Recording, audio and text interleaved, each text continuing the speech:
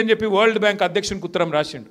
నువ్వు గెలిచిన ఎమ్మెల్యేలను చూసుకునే ముఖం లేదు, నీకు 64 మంది గెలిస్తే వాళ్ళ కాన్స్టిట్యున్సీలు డెవలప్మెంట్ చేసే ముఖం లేదు, నువ్వు ఇంకొకరిని గెలిపించేమో పొడుస్తావు. ఇతను అవుతుందా? నువ్వే చెప్పబడితే ఇంకోటి రేవంత్ రెడ్డి అభ్యర్థి ఏమో ఇక్కడ పోటీ చేసే అభ్యర్థి ఏమో నేను రేవంత్ అన్న దగ్గర కూర్చుంటా పైసలు తెస్తా. ఏడికెళ్ళి తెస్తావు? మీరు రేవంత్ అన్ననే బీదర్పులు అరుస్తుండ్రు రోజు, నన్ను ఢిల్లీలో ఎవడు కాంతలేడు, నేను పోతే దొంగ లెక్క చూస్తుర్రు, చెప్పులు ఎత్తుకపోతాడేమో అపాయింట్మెంట్లు ఇస్తలేరు, మరి ఆయనకే దిక్కు లేకపోతే నీకేడికెళ్ళి చెప్తాడు? ఆలోచించరు మీరు. ఈయననేమో అభివృద్ధి చేస్తా అని మాట్లాడతాడు, నిలబడ్డా ఆయనే డెవలప్మెంట్ చేసుకుందాం. అది కూడా చెప్తాం. 10 ఏళ్లలో జూబ్లీహిల్స్లో 4,000 కోట్ల పైచిలకు అభివృద్ధి చేసింది మన పార్టీ, బీఆర్ఎస్ పార్టీ. రేపో ఎల్లుండో లెక్కతో సహా చెప్తాం. మీరేం చేసిరో 2 ఏళ్లలో మీరు చెప్పురి. 2 ఏళ్లలో మీరు హైదరాబాద్లో ఏం చేసిండ్రు, తెలంగాణలో ఏ కాన్స్టిట్యున్సీకి ఎంత ఇచ్చిండ్రు, ఏ మనిషికి ఎంత ఇచ్చిండ్రు చెప్పండి దమ్ముంటే. అవేవి లేవు. ఇచ్చిన హామీలు మర్చిపోయినరు, 6 గ్యారెంటీలు మూలకు పెట్టినరు. ఏమన్నంటే ఇప్పుడు లాస్ట్లో ఓట్లకు పైసలు ఇచ్చి ప్రజలను అంగడి సరుకు లెక్క కొని గెలుద్దామని చూస్తూ ఉన్నారు. ఇక్కడ ఉన్న వాళ్ళకి జూబ్లీహిల్స్లో ఓట్లు ఎంతమందికి ఉన్నాయి? అందరు జూబ్లీహిల్స్ ఓటర్లేనా? అయితే మీకు డేంజర్ సుమో. మీకు ఒక ముచ్చట చెప్పాలి నేను. రేపు ఏం చేస్తారంటే కాంగ్రెస్ వాళ్ళు ఒకటే నమ్ముకున్నారు. ఇక వాళ్ళకి అర్థమైంది మార్కెట్లో గిరాకీ లేదు, పతార లేదు, నమ్మేటోడు ఎవడు కనబడతలేడు, ఇక్కడ వాళ్ళ కొద్ది ఎమ్మెల్యేలే నమ్మతలేరు, ఇక ఇంకెవడు నమ్మాలి బయట.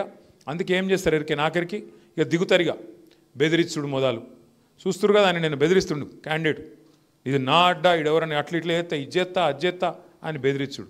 మరి ఇటువంటి వాళ్ళు గెలిస్తే పొరపాటున గెలిస్తే ఇడ్లీ బండోళ్ళు, చిన్న వ్యాపారాలు చేసుకుంటోళ్ళు వాళ్ళ దగ్గరికి మోపు గారిగా రౌడీలు వచ్చి హఫ్తా ఇస్తావా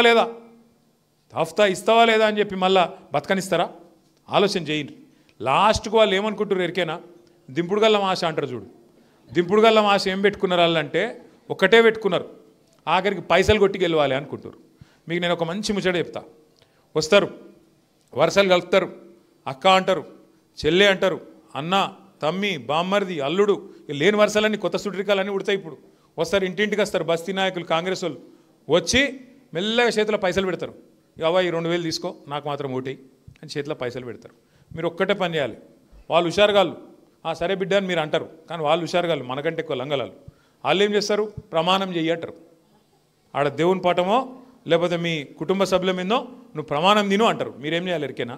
ఇట్లా చేయి చాపాలి, ప్రమాణం చేయమంటే తీసుకోవాలి పైసలు, బరాబరు లంగ పైసలు అవన్నీ తీసుకోవాలి. తీసుకొని చేయి చాపి కళ్ళు మూసుకొని తుప్పాలు అనుకోవాలి. లోపల బయటికి వాడు ఏమనమంటే అది అనాలి. ఏం కాదు.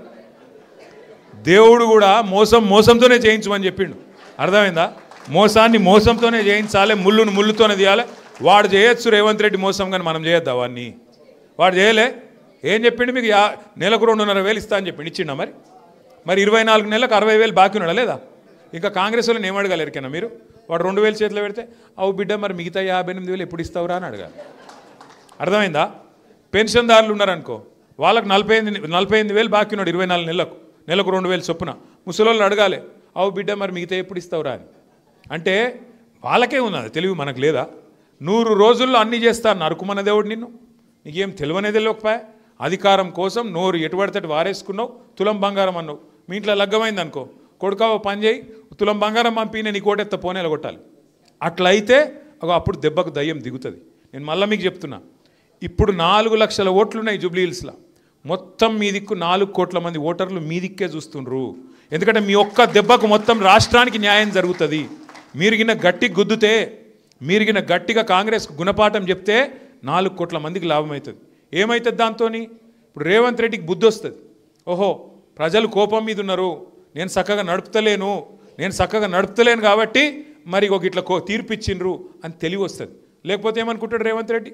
నేను 2,500 ఇవ్వకపోయినా నాకే గుద్దిండ్రు, నేను 4,000 ఇవ్వకపోయినా నాకే గుద్దిండ్రు, నేను ఇల్లు గులగొట్టిన కొంపల మీదకి బుల్డోజర్ పంపినా నాకే గుద్దుతుర్రు, మరి నేను చేసేది రైటు, నేను ఇట్లనే నడుస్తా అని చెప్పి తెల్లారి ఏ ఒక్క స్కీమ్ కూడా రాదు. అదే మీరు జూబ్లీహిల్స్లో కాంగ్రెస్ డిపాజిట్ పోగొట్టేటట్టు తీర్పిచ్చిరనుకో, ఏమైతే తెల్లారి దెబ్బకు దయ్యం దిగొస్తుంది. నెలకు 2,500 మా ఆడబిడ్డలందరికీ, 1 కోటి మంది ఆడబిడ్డలకు నెలకు 2,500 రూపాయలు వస్తాయి. మీరు గట్టిగా జూబ్లీహిల్స్లో కాంగ్రెస్ చెంప మీదకి వెళ్ళి కొడితే 4,000 పెన్షన్లు సచ్చుకుంటూ వస్తాయి కాంగ్రెస్కు. ఎందుకంటే వాళ్ళు బతుకుదెరువు కోసం ఇయ్యపోతే వీళ్ళు ఊకోరు అని చెప్పి సచ్చుకుంటూ వస్తాయి. రైతులకు 15,000 వస్తాయి.